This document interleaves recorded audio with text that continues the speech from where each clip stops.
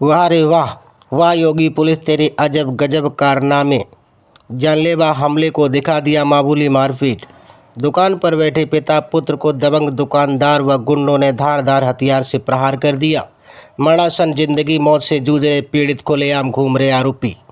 वैसे तो उत्तर प्रदेश में योगी की पुलिस अपने अजब गजब कारनामों को लेकर हमेशा चर्चा में रहती है और इन कारनामों के चलते अक्सर पुलिस पर आए दिन सवालिया निशान लगते रहते हैं।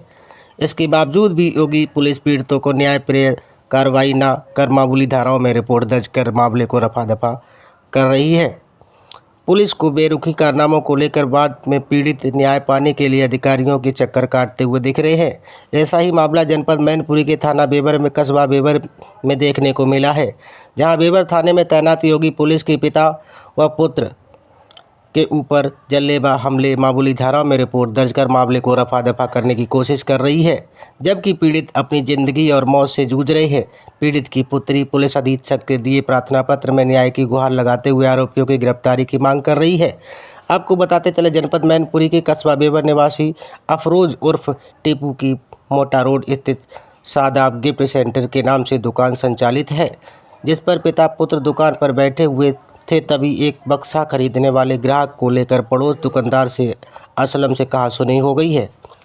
दुकानदारों ने मामले को रफा दफा कर दिया, लेकिन कुछ देर बाद असलम और रजा रिहान कई दबंग गुंडों को लेकर दुकान पर आ धमकी जमकर धारदार हथियार से जानलेवा हमला कर दिया, जिससे पिता पुत्र दोनों गंभीर रूप से घायल हो गए। जिला चिकित्सालय में भर्ती कराया गया, जहां गंभीर अवस्था में परिजन जनपद फर्रुखाबाद सिटी अस्पताल उपचार हेतु भर्ती कराया, जहां दोनों पिता पुत्र जिंदगी और मौत से जूझ रहे हैं।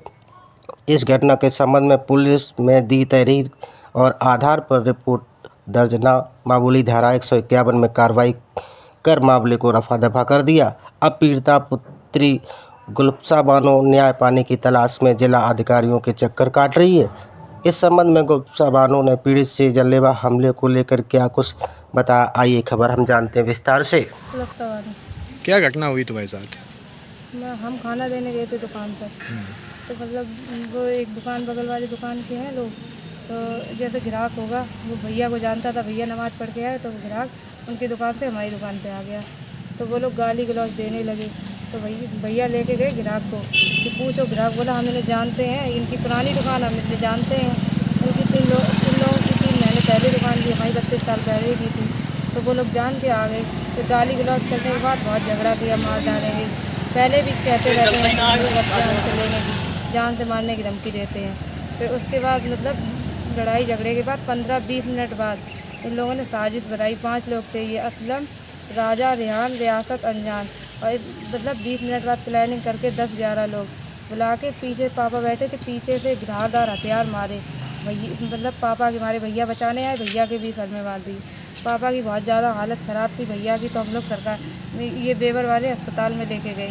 बेबर से मना कर दिया, मना करके जिला अस्पताल मैनपुरी से रेफ़र कर, ज़्यादा पापा को उल्टी आने लगी तो रेफ़र कर दिया सैफई। हम जानते नहीं थे, हम अकेले थे, तो हम लोग सिटी हॉस्पिटल ले गए। तो पापा ICU में भर्ती रहे, कोमे में बिल्कुल है। उसके बाद 11 दिन एडमिट रहे पापा। थाने में गई थी क्या? थाने में क्या हुआ? वहाँ FIR कराई, वहाँ से कुछ नहीं हो रहा है, वहाँ बिल्कुल भी सुनवाई नहीं है। वहाँ पैसे वहाँ एप्लीकेशन दी थी, फिर क्या हुआ उसका?